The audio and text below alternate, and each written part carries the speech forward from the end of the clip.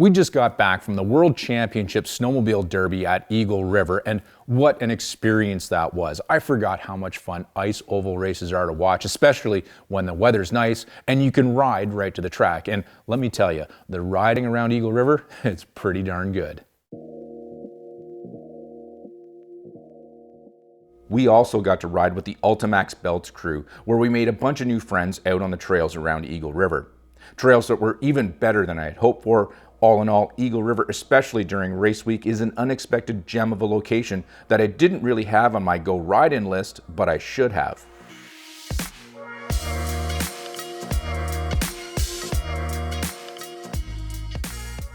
Of course, I knew of the races in Eagle River and of the town, but I'm almost ashamed to admit that it's taken me this long in my snowmobile life to go there for the very first time.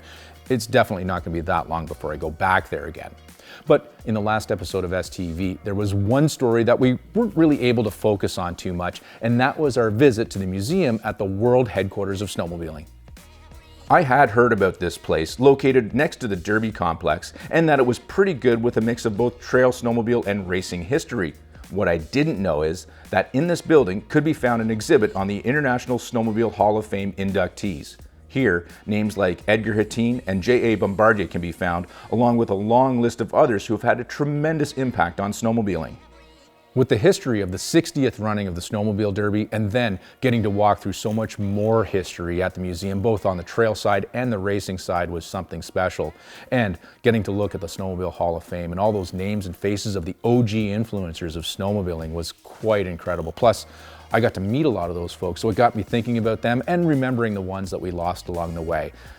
Not gonna lie, kind of brought a tear to my eye. The cool thing about this wall is, there's Jacques Villeneuve is on there, but down over here, we've also got Gilles Villeneuve, and we all know who Gilles Villeneuve was.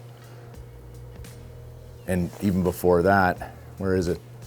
Where is he? Where is he? There he is, Yvon Duhamel, 1970.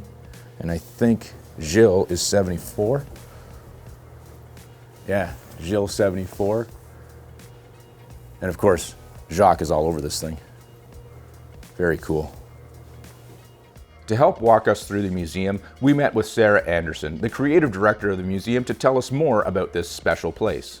The World Snowmobile Headquarters concept came as an umbrella to feature several people groups that didn't have a brick and mortar.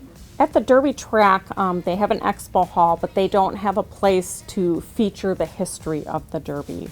This is huge for the community to bring all these people to Eagle River area and surrounding areas in the winter time.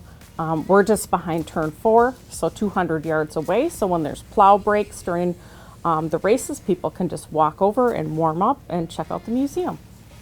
On the racing end, we have everything from the Derby program books through the years. It's like the Super Bowl of snowmobile racing here. There's hundreds of photographs, things from the early Derby, things from the vintage races.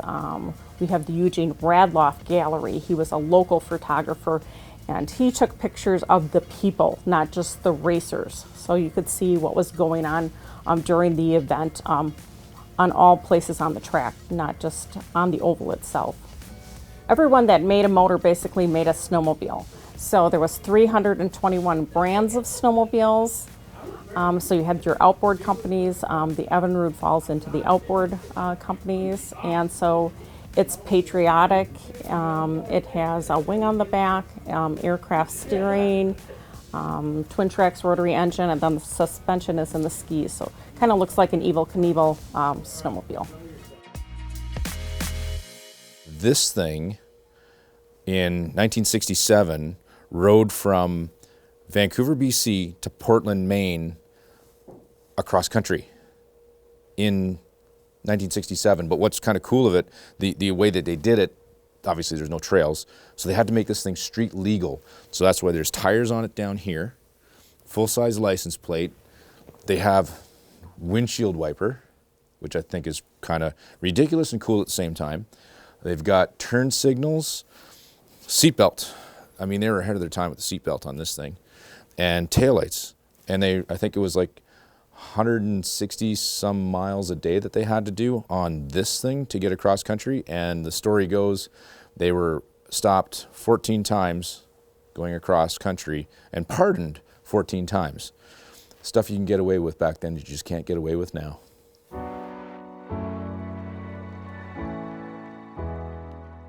Also at the museum when we were there was Howard Rusty Wolf, a past president of the Snow Eagles Snowmobile Club of the Eagle River, and he had some more to say about this special place.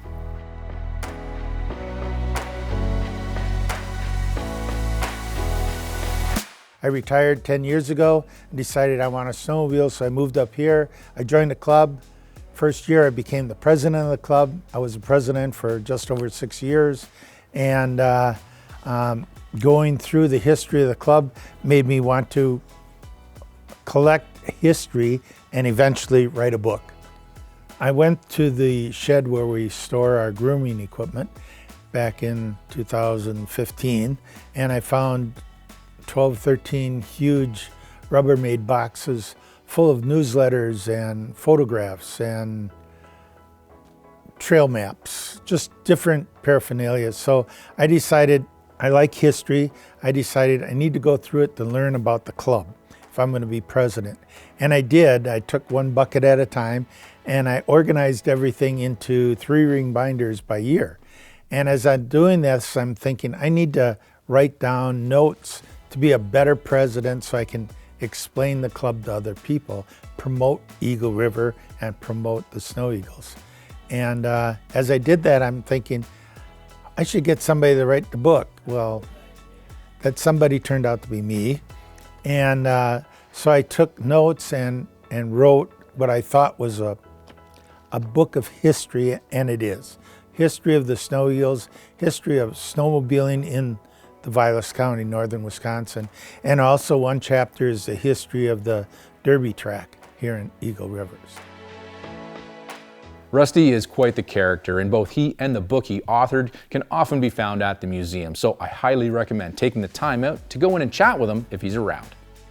In fact, anytime you get the chance to visit a snowmobile museum like this one, or maybe the one back in Cochrane, Ontario, or even in Valcourt, Quebec, I highly suggest you do it.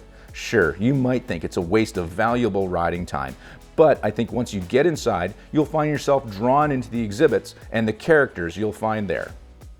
On our drive through the UP of Michigan, both to and from Eagle River, we passed the Top of the Lake Snowmobile Museum, but it was closed both times, and I kind of regret not being able to get in there and check that place out. So we'll have to make time on the next tour, or maybe we'll go a little farther down the road to Sainer, Wisconsin, and check out an exhibit they have in that town of Carl Elison, the guy who built the very first snowmobile. That's right, he's the one with the very first patented motor toboggan.